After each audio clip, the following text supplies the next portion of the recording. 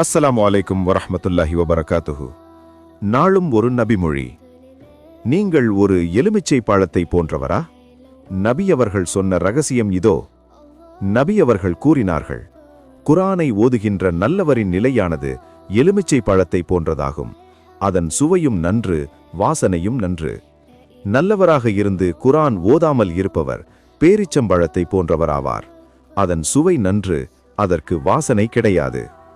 தீயவனாகவும் இருந்து கொண்டு குர்ஆனை ஓதி வருகின்றவனின் நிலை துளசிச் செடியின் நிலையை ஒத்திருக்கின்றது.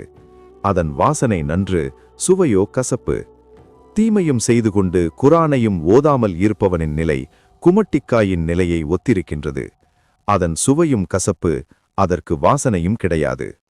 அறிவிப்பவர் அபூ மூசா அஷ்அரி ரதியல்லாஹு அன்ஹு அவர்கள். ஆதாரம் நூல் புகாரி 5020. இதில் நீங்கள் எந்த நிலையை அடைய விரும்புகிறீர்கள்? சிந்திப்போம். இந்த 4இல் நீங்கள் எந்த நிலைக்கு முன்னேற விரும்புகிறீர்கள்? எலுமிச்சம்பழத்தைப் போல ஆவதற்கு அல்லாஹ் ரஹ்மத் செய்வானாக. ஆமீன் ஆமீன் என்று கமெண்ட் செய்யுங்கள். இந்த ஹதீஸ் உங்கள் மனதிற்கு நெருக்கமானதா? ஆம் என்றால் சுபஹானல்லாஹ் என்று கமெண்ட் செய்யுங்கள். இதுபோன்ற அழகான நபிமொழிகளை தெரிந்து கொள்ள இப்போதே சப்ஸ்கிரைப் செய்யுங்கள்.